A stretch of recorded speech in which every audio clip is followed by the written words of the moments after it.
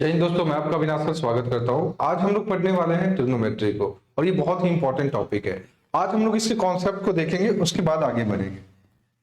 सभी बच्चे टॉपिक डालेंगे।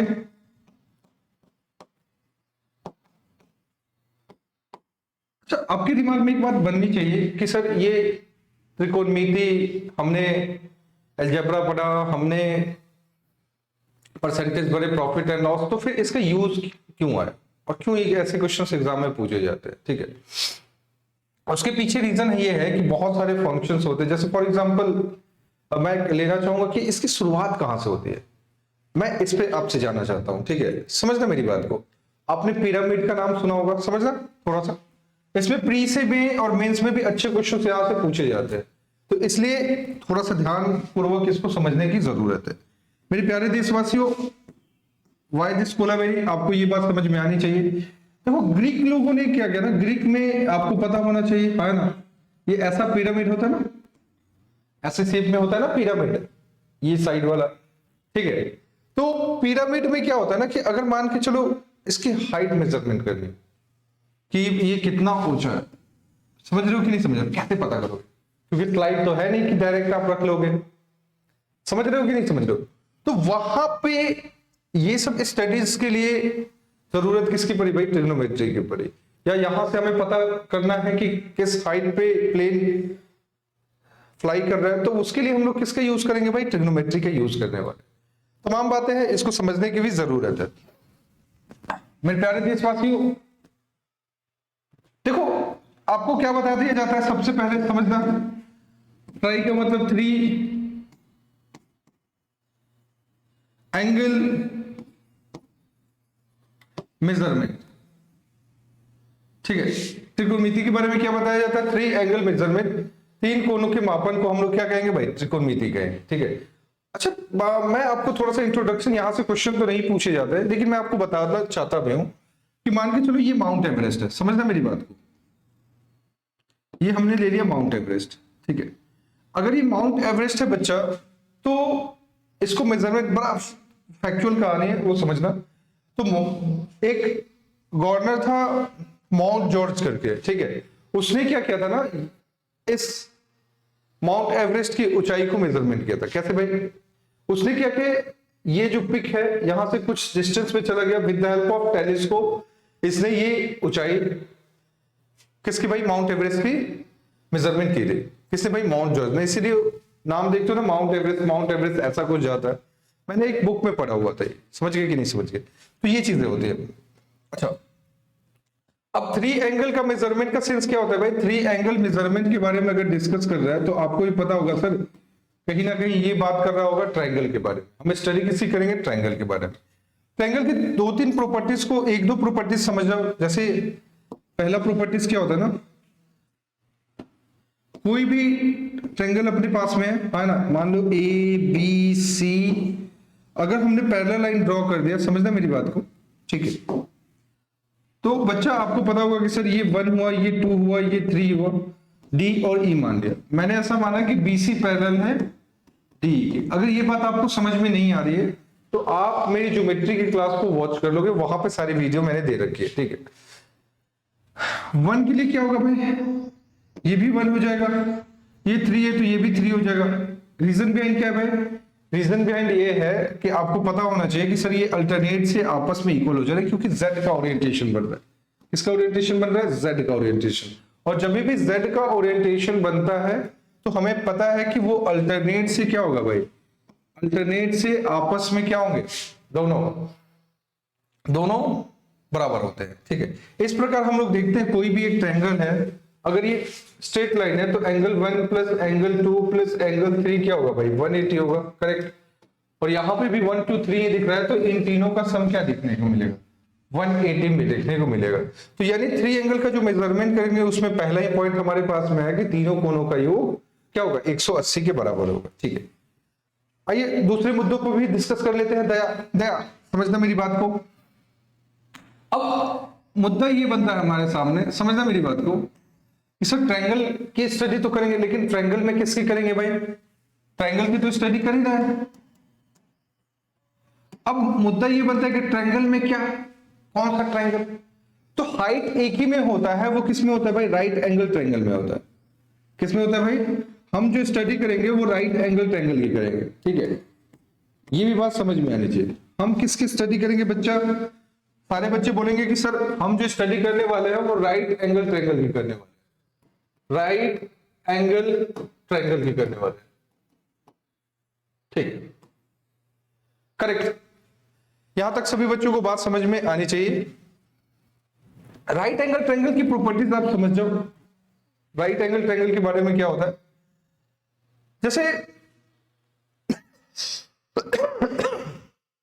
इसमें हमें ये हम डिसाइड नहीं कर सकते कि इसमें परपेंडिकुलर क्या है, बेस क्या है। मैक्सिमम बच्चे कंफ्यूज होते हैं।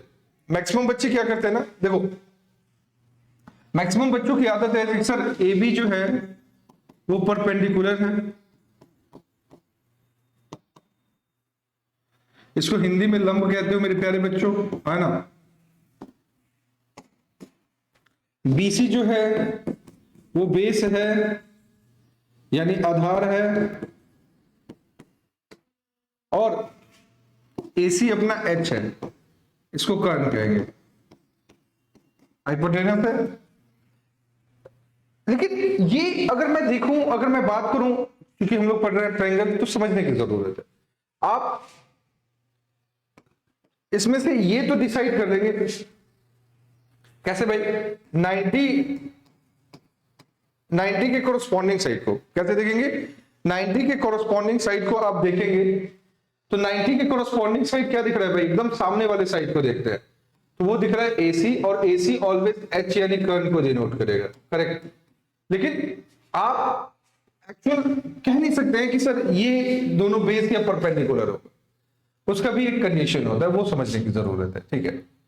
अगर मान के चलो यहां पे इस हाइट पे कैटरीना है, समझना मेरी बात को, है ना, और यहां पे मैं हूं अविनाश, है ना।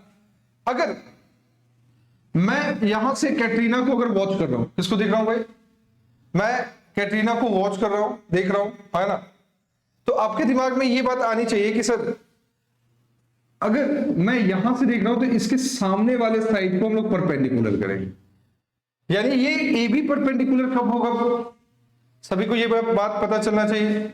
जिस एंगल से हम लोग कोरिलेट करते हैं, जैसे हमने एंगल सी से कोरिलेट किया है, यानी हम एंगल सी से वॉच कर रहे हैं, देख रहे हैं, है ना, ये समझना। या आपके क्वेश्चन कैसे दे दे, इसको थीटा दे दे, तो थीटा के रिस्पेक्ट में हम कहेंगे ए बी परपेंडिकुलर है। बेस क्या है भाई? बेस बीसी है। लेकिन वहीं अगर कैटरीना जो है वो अल्फा से दिख रही है ना, तो अब इस कंडीशन में क्या होगा ना, वो समझ जाओ। ये किस कंडीशन के लिए भाई? थीटा के कंडीशन के लिए। तब ये बात क्लियर है ना। लेकिन जैसे ही हम बात करेंगे, किसके बारे में डिस्कस करेंगे भाई? जैसे ही हम बात करेंगे अल्फा के ओरिएंटेशन से, है ना, तो ए बी जो है वो बेस की तरह काम करने लगेगा, ठीक है, और बीसी जो है वो परपेंडिकुलर की तरह काम करने लगेगा, ठीक। बच्चे आप लोग बोल भी रहे थे सर थोड़ा एक बार पाइथागोरस ट्रिपलेट के बारे में बता देंगे। सबसे पहले इसको राइट डाउन करेंगे सारे बच्चे इसको राइट डाउन करेंगे, है ना, सभी। चलिए, छोटा छोटा टॉपिक है मेरे प्यारे दोस्तों, तो इसको करेंगे भी, ठीक है। अब एक पाइथागोरस जी थे, पाइथागोरस ने क्या किया था वो समझ जाओ। पाइथागोरस जी ने ये बताया था, और ये आप सभी बच्चों ने इसको प्रूव भी किया था, क्योंकि ये थ्योरम आपसे क्वेश्चन पूछे भी जाते थे, चाहे यूपी बोर्ड का बच्चा हो, चाहे बिहार बोर्ड का बच्चा हो, है ना, या सीबीएसई के बच्चे को भी ये बात पता रहती है कि कैसे इसकी प्रूफ होती है। खैर मैं उतनी डिटेल में नहीं जाऊंगा। अगर ये 90 डिग्री है तो पाइथागोरस जी ने ये बताया था p का स्क्वायर प्लस b का square is equal to h का स्क्वायर, ठीक है। कहने का मतलब ये है कि लंब का स्क्वायर प्लस आधार का स्क्वायर ऑलवेज कर्ण के स्क्वायर के बराबर होता है। चलो, ये बात किसने बताई थी भाई? पाइथागोरस जी ने बात बताई थी। और मान के चलो ये थीटा के ओरिएंटेशन से अगर हम देखते हैं और इसको मैंने P मान लिया, इसको B मान लिया और इसको H मान लिया, करेक्ट। तो वो कहना क्या चाहते थे वो समझ जाओ। अगर मैंने इसको 3 लिया, इसको 4 लिया, समझ साइड को, आपको भी पता है कोई भी ट्रायंगल है उसमें क्या होता है भाई, दो साइड्स का सम ऑलवेज तीसरे से बड़ा होना चाहिए, दो साइड का सम ऑलवेज तीसरे से बड़ा होना चाहिए, तभी ट्रायंगल का फॉर्मेशन होगा। दूसरी बात, दो ट्रायंगल का डिफरेंस वो तीसरे से छोटा होना चाहिए, ये तमाम बातें होती है, ठीक है। ये बात मैंने आपको पढ़ाई भी है, पढ़ेगा इंडिया तभी बढ़ेगा इंडिया, ठीक है। तो अगर इस फॉर्मेट को अगर हम सभी देखते हैं तो आपको पता चलेगा 3 का स्क्वायर क्या होगा भाई, 9 + 16, ये होता है 25, करेक्ट है ना। अगर ये 25 हुआ, समझना मेरी बात को, तो ये जो मिलेगा वो h² मिलेगा, तो h की वैल्यू क्या होगी भाई, √ होगी, तो h = 5 हो जाएगा, करेक्ट। तो ये जो आप h देख रहे हैं उसकी वैल्यू क्या हो जाएगी भाई, आप कहोगे सर उसकी वैल्यू 5 हो जाएगी। सारे बच्चे ये बात समझ में आनी चाहिए और करना भी होगा आप सभी को, पढ़ेगा इंडिया तभी बढ़ेगा इंडिया, ठीक है। चलिए अब मैं चाहूंगा कि थोड़ा सा मैं डिस्कस आप सभी बच्चों से कर भी लूं, किस पे भाई, पाइथागोरस ट्रिपलेट। इतनी बात सभी को समझ में आई होगी उम्मीद करता हूं, है ना। सारे बच्चे एक बार बता दो, बताना है और करना भी है, ठीक है। अच्छा एक स्टोरी उसकी भी है, पाई के बारे में भी आप लोग जानते ही होंगे। देखो अब मेजरमेंट की अगर बातचीत चल रही है, आपको पता होना चाहिए एंगल का मेजरमेंट जो होगा वो किससे होता है भाई, डिग्री से होता है, डी मिनट होगा, ठीक है, और सेकंड होगा, ठीक है। आप लोग रेडियन भी कहते हो, रेडियन भी होता है ना। इसको डीएमएस कॉन्सेप्ट बताते हैं, इसको भी मैं आपको पढ़ाऊंगा, ठीक है। लेकिन थोड़ा सा सब्र करना, क्या करना है, सब्र का फल मीठा होता है। जैसे कहने का मतलब, अगर ये देखो ग्रीक वाले एक पाई वर्ड आप लोग हमेशा सुनते होंगे, है ना, एक पाई वर्ड है अपने बीच में, ये भी आप लोग जानते होंगे और मैं इसके बारे में डिस्कस भी करूंगा मेरे प्यारे मित्रों, है ना। देखो ग्रीक वालों को ऐसा लगता था ना कि एक सन जो है ना 1 ईयर में 360 दिन में एक चक्कर लगा लेता है ना, और उसी को उन लोगों ने सर्किल बोल रखा था। समझो कब की बात हो रही है, समझ रहे हो कि नहीं समझ रहे हो। तो आपके दिमाग में ये भी बात आएगी कि सर अगर ये यहां से कह रहा है ना, और ये जाने की बात कर रहा है, ठीक है, यानी ये आर के द्वारा बनाया गया क्या होगा भाई, ये आर के द्वारा जो बनाया जाता है उसी को हम लोग क्या कहते हैं भाई, रेडियन कहते हैं, ठीक है। यानी सरकमफ्रेंस, अगर आपसे पाई के बारे में डिस्कस करूं तो पाई का वैल्यू जो होता है वो क्या होता है भाई, सरकमफ्रेंस क्या होता है भाई। मैं एक्चुअली देख रहा था रिकॉर्डिंग हो रहा है कि नहीं हो रहा है बच्चे एक बार मैंने पूरी रिकॉर्डिंग कर दी, समझ गए, वीडियो की, और पता लगा कि माइक ही कनेक्ट नहीं है, समझ रहे हो कि नहीं समझ रहे हो, या स्टॉप हो गए, तो उसके लिए तो पाई क्या होता है भाई, पाई जो होता है वो सरकमफ्रेंस अपॉन डायमीटर होता है, ठीक है। क्या होता है भाई, सरकमफ्रेंस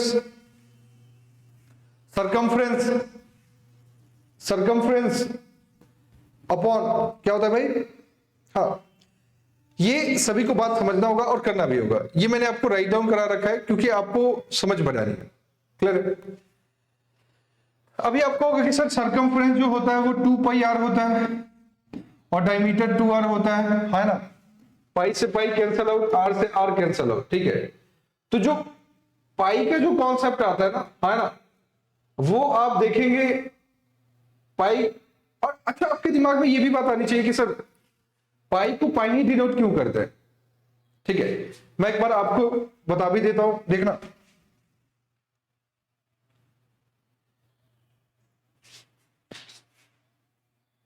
एक बार मैं आपको बता भी देता हूं।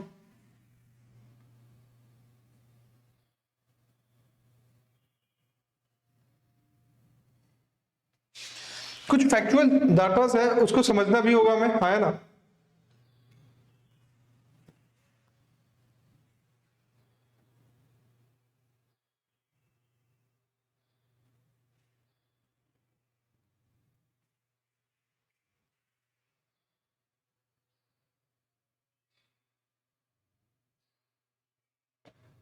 ठीक है, अब जैसे मैंने ग्रीक में, समझना मेरी बात को, ग्रीक में पेरीमीटर पाई को पाई से क्यों डिनोट किया जाता है उसके बारे में आपसे डिस्कस कर रहा हूं। आप एक बार खुद से सर्च मारना,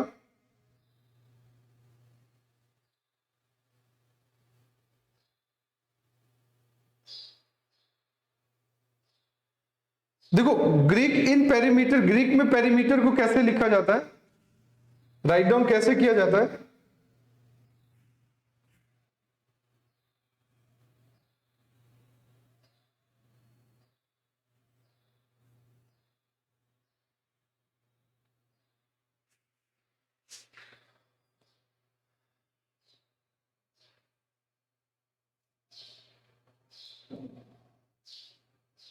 देखते हैं एक बार पेरीमीटर का सिंबल कैसे आता है।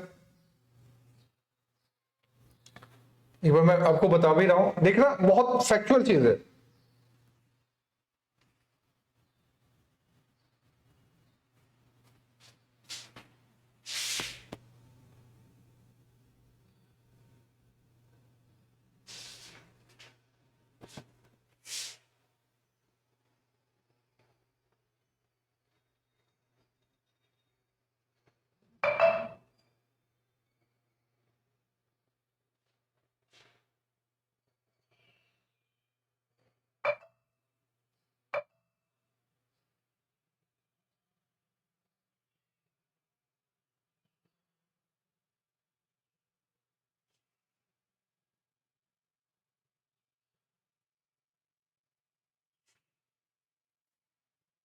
देखो देख रहा है, देखो आप थोड़ा सा इसको देखना, आपके दिमाग में ये बात आ रही है। देखो यहां पे जो, अगर मैं ग्रीक के बारे में डिस्कस कर रहा था, जो आप देखना भी, मैं एक बार बता भी देता हूं, यही मैं निकाल भी रहा था, है ना। देखो ये आप देख रहे होगे पेरीमीटर के बारे में, ठीक है, किसके बारे में देख रहे होगे, पेरीमीटर के बारे में अगर आप देख रहे होगे, पाई, पाई का सिंबल कहां से लिया गया है वो भी बात आपको पता रहनी चाहिए मेरे प्यारे देशवासियों। देखो पेरीमीटर को, ये the pi, the letter pi is the first letter of Greek word, ये ग्रीक में इसको हम लोग ऐसे लिखते हैं, तो ये फर्स्ट वर्ड जो आपको दिख रहा है वो ऐसे दिख रहा है। उम्मीद करता हूं ये बात आपको दिख भी रही होगी, है ना, और दिखना भी चाहिए भी, ठीक है। आप एक बार सर्च मारना, और जैसे ही आप पाई के बारे में जाओगे आपको दिखेगा भी, मैंने सर्च भी किया, है ना, आपके सामने ही किया। The letter pi is the first letter of Greek word, ठीक है, ये ऐसे लिखा जाता है, ये पाई आ रहा है ना, वो वहीं से लिया गया है, ये बात आपको समझना होगा, करना भी होगा। वाई दिस कोलैबोरेट, देखो पढ़ाई क्या है, इंटरेस्ट की चीज है, आपको इंटरेस्ट लाओगे तो आपको मजा आएगा। क्या क्या भाई, मजा आएगा, ठीक है। खैर जो भी है, जो हम लोग पढ़ रहे थे वहां पे आते हैं, ये इंटरेस्टिंग फैक्ट आपको समझ बढ़ाता है। मैं इसलिए आपको ये तमाम बातें बता रहा हूं ताकि आपका इंटरेस्ट जगे किसमें भाई, ये फॉर्मूला समझने वाली चीज है, बच्चा समझने का प्रयास नहीं करता है ना, और अच्छी चीजों को छोड़ देता है। तो आपके दिमाग में ये आएगा सर पाई का जो ये सिंबल आ रहा है पाई, वो कैसे आ रहा है भाई, तो आप कहोगे सर वो आ रहा है हमें कैसे आ रहा है, कहां से आ रहा है भाई, ग्रीक वर्ड से आ रहा है, और इसकी वैल्यू जो होती है वो 180 डिग्री होती है। क्या होती है भाई, पाई की वैल्यू क्या होगी भाई, 180 डिग्री होगी, इसको भी राइट डाउन कर लेंगे सभी। और पाई डे 14 मार्च को भी सेलिब्रेट किया जाता है, इस बात को समझना है, ठीक है। हाँ अच्छा, अगर मैंने मान लिया कि ये जो है वो एक रेडियन का अगर बन रहा है, रेडियन को ऐसे डिनोट करता है ना, तो आपको पता होना चाहिए इसे, ये 2 पाई आर होता है। क्या होता है भाई, अगर मैं पूरा देखूं तो पूरे परिधि पे कितने का बनेगा भाई, पूरा लेंथ क्या है भाई 2πr है ना। और 2πr के लिए हम क्या करेंगे भाई, 360 का काम करेंगे, है ना। r का पता है कि ये 1 रेडियन हमने माना हुआ है, तो अगर मैं 2 से इसको डिवाइड दूं तो क्या होगा भाई 180 डिग्री आता है। ये तमाम फैक्चुअल बातें जो मैंने आपके बीच में रखा, ठीक है। अब बढ़ते हैं थोड़ा पाइथागोरस ट्रिपलेट की तरफ। कहां बढ़ते हैं भाई, पाइथागोरस ट्रिपलेट के बाद में छोटे छोटे वीडियोस आपको मिलते रहेंगे। पाइथागोरस ट्रिपलेट के बारे में मैं कह रहा हूं ये बहुत ही इंपॉर्टेंट है, इसलिए क्योंकि ये हर एक जगह पूछे जाने वाला बात है। तो पाइथागोरस ट्रिपलेट पे जो मैं डिस्कस कर रहा था वो ये कह रहा था कि बच्चा आपको ये पता है कि सर 2 टाइप के नंबर होते हैं, एक ऑड होता है और एक इवन होता है।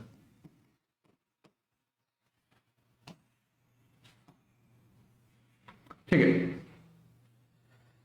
मैंने 3, 4, 5 ले लिया, समझना मेरी बात को। ये सब पाइथागोरस ट्रिपलेट है, आपको याद करा दिया जाता है। क्या करा दिया जाता है कि बच्चे याद कर लो। आपको क्या बोला जाता है कि याद कर लो, लेकिन मैं आपको समझाने का प्रयास करूंगा, 2 बातों से मैं समझाने का प्रयास करूंगा, ठीक है, और इसको यूज टू में करना भी। अब जैसे अगर 3 है, अगर मैं करता हूं 3 का स्क्वायर, तो 3 का स्क्वायर क्या होता है भाई 9 होता है। ऑड वाले नंबर में सबसे पहला स्टेप क्या है भाई, जो लीस्ट नंबर है उसका सबसे पहले हम लोग स्क्वायर करेंगे, करेक्ट। सेकंड स्टेप क्या है, फिर उसको हम लोग हाफ करेंगे और फिर 0.5 को लेस कर लेंगे। देखना जैसे ये 3 का है, 3 का स्क्वायर क्या होता है भाई 9, 9 का हाफ करोगे तो 4.5 होगा, तो 4 और 5 हमारा ट्रिपलेट होगा, करेक्ट। उम्मीद करता हूं सभी को ये बात समझ में आई होगी।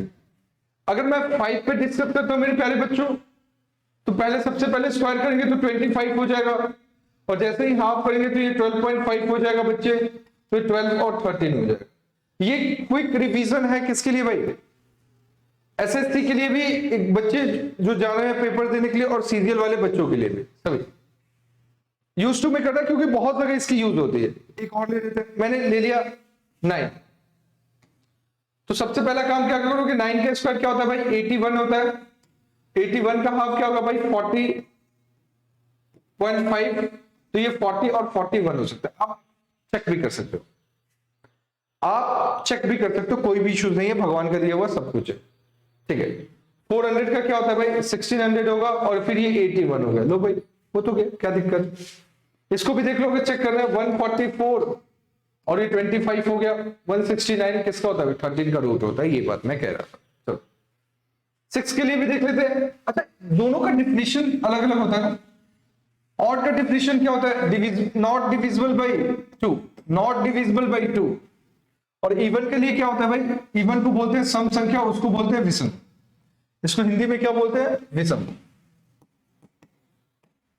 तो अभी आपके दिमाग में ये भी बात आएगी कि सर अगर डिफिनीशन अपोजिट है तो काम भी हम अपोजिट ही करेंगे। सबसे पहला स्टेप हम इसमें क्या करेंगे, हाफ करेंगे, सबसे पहला स्टेप हम क्या करेंगे इसमें हाफ करेंगे, ठीक है। इसके बाद में दूसरा स्टेप फिर स्क्वायर करेंगे और 1 लेस और 1 बढ़ा देंगे, ठीक है। अगर मैंने इसको हाफ किया तो ये हो गया 3 का स्क्वायर 9, एक कम कर दो एक ज्यादा कर दो तो 8 और 10। चलिए मैं कहता हूं 8 के लिए क्या होगा बच्चा, तो आप कहोगे सर 8 का हाफ होता है 3, 8 का हाफ होता है 4, और 4 का स्क्वायर होता है 16, तो बच्चा ये क्या हो जाएगा भाई 15 और 17 हो जाएगा, करेक्ट है ना। तो ये रहा पाइथागोरस ट्रिपलेट। इस पे बहुत सारी चीजें आपसे पूछी जाती है, जैसे एक क्वेश्चन आपसे ऐसे अलजेब्रा में पूछा गया, समझना मेरी बात, ठीक है।